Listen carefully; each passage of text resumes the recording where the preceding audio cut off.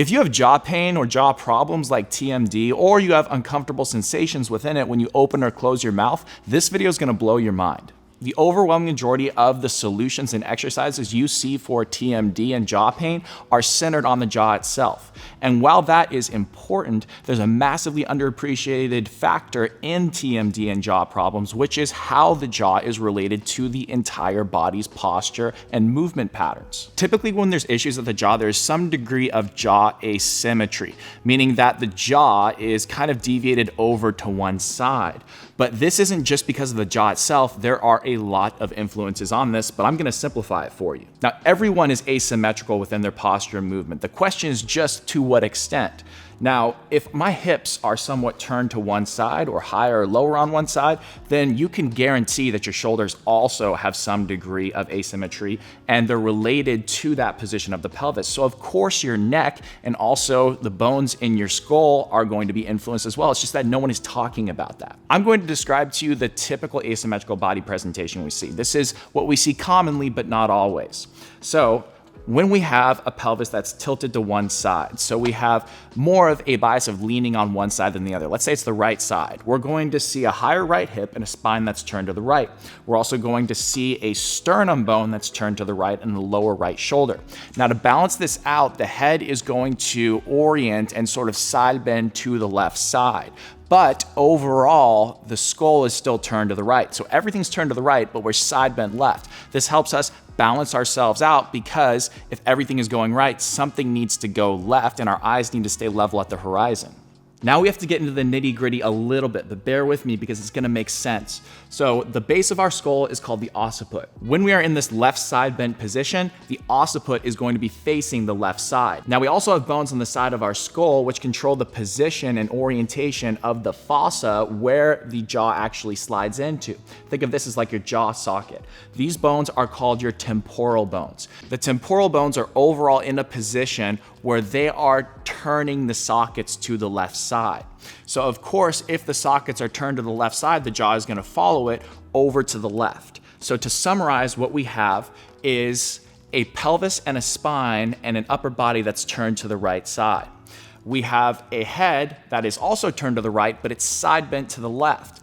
The bones within the skull are creating a position where the jaw sockets are turning to the left, so the jaw follows it to the left. This is going to create an uncenteredness, if you will, an asymmetrical position of the jaw, which is not going to allow for the jaw to glide smoothly within those jaw sockets or fossa. So over time, that can lead to undesired wear and tear within the jaw itself. So now you may be asking, well, why does this matter? Well, hopefully you've seen that depending on the position of your body, it's going to influence the jaw and vice versa. It's a two-way street. Now, for some people, they can address just the jaw if they have minor issues and typically see a lot of success and resolve some of their pain. But for more of the complex cases, we need to appreciate how all this is tied together. And until you address the body alongside with the jaw, you're not going to get long-term results. And that's exactly what I want to share with you today. If you're stuck over on the right side, then what you would need to do is train your body to better be shifted over and grounded better on the left side, so that way your jaw can be realigned with it. So I'm going to show you an exercise and how you can do that, but you first need to understand what position, what pattern your body and posture is actually in. So I'm going to show you a couple of different ways that you can understand that through different easy tests. The first test is a pelvis rotation test. You want to lay on your back, arms out by your sides, knees and feet together, and you're just going to allow your knees to drift off to one side, stopping at the point where if you went any further, your shoulder on the opposite side would pop off of the ground. Now you would do that going to the other side, and you would compare which side is easier.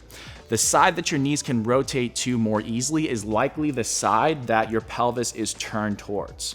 Now you can also do this for the upper body with what we call shoulder abduction.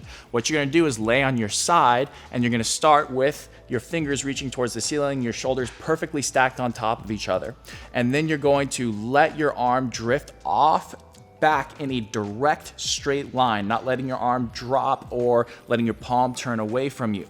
and you're gonna stop at the point where you feel like if you go any further, your sternum and your chest is gonna turn with you. So you gotta just have just that movement coming from the arm and the shoulder itself. Whichever side you can go back further on is likely the side that your upper body is turned towards. So that's an easy way you can see what's going on here. It's not a comprehensive assessment, but it gives you a good idea. Now, to determine how your jaw is positioned and the position of your head and neck, an imperfect science, but again, this is very general, is just to bite down very gently.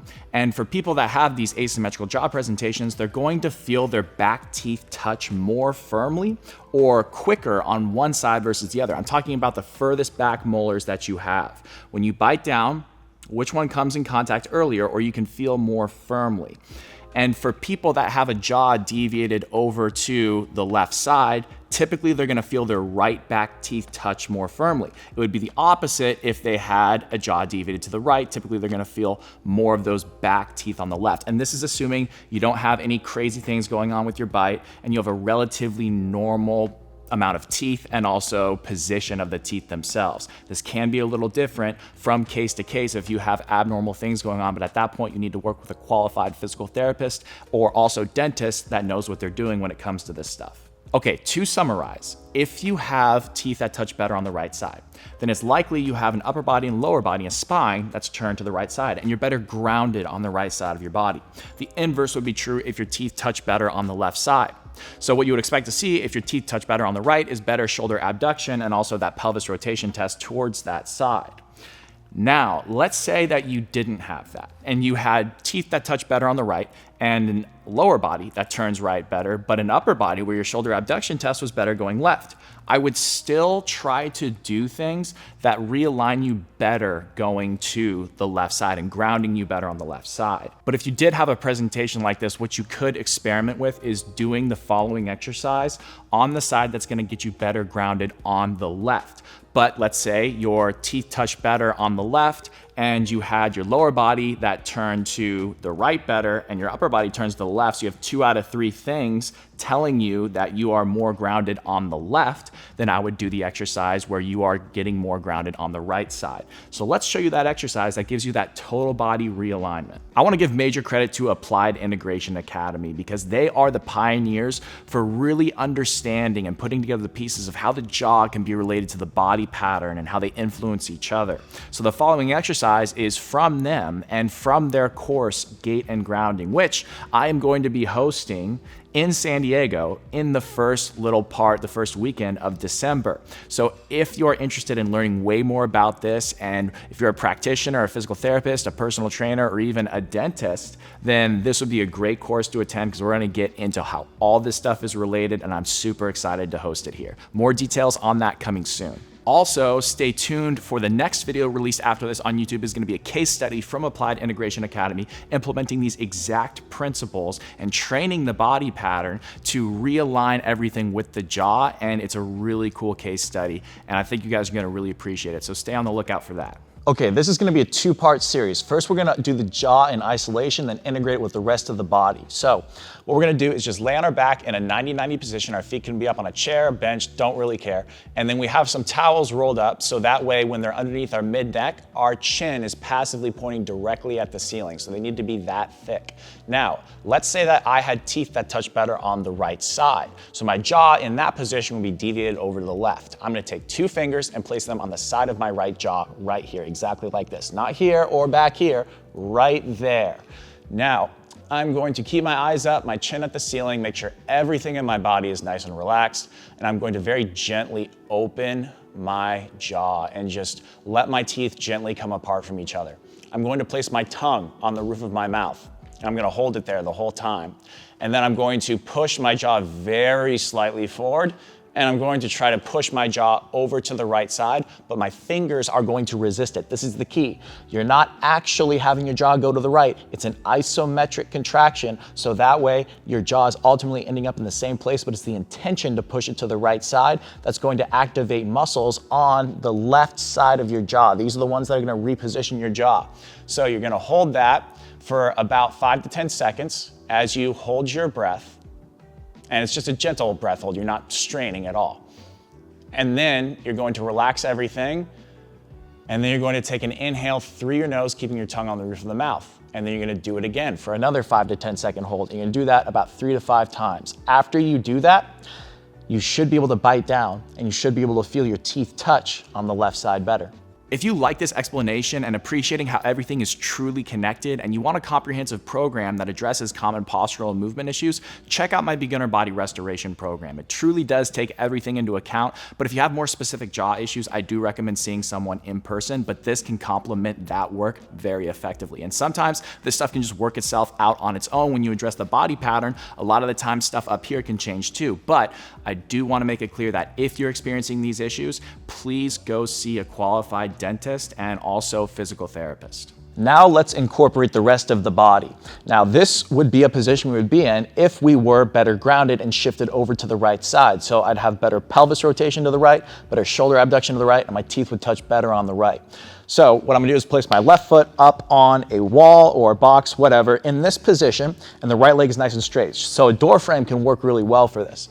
And you're gonna have your head in the same exact position. Everything is gonna be the same, except what you're gonna do is you're going to push into this thing with the left foot and drag down a little bit. That's gonna engage your hamstring, maybe a little bit of glute, and flatten out your low back entirely, and you might feel a little bit of side abs engaged on the left too. Awesome. Now you're gonna hold this position as you do the same exact thing as what we did earlier. So very gentle open of the jaw, very gentle push forward, push to the right and resist that. And you're gonna keep your tongue on the roof of the mouth the entire time. You're gonna do that as you hold your breath for 5 to 10 seconds, relax everything, take an inhale through the nose. And you wanna do that for about 2 to 3 to maybe even 4 more sets. Thank you guys for watching. Please leave a like and subscribe if you haven't already. And stay tuned. If you want more content like this, please leave a comment down below and let me know.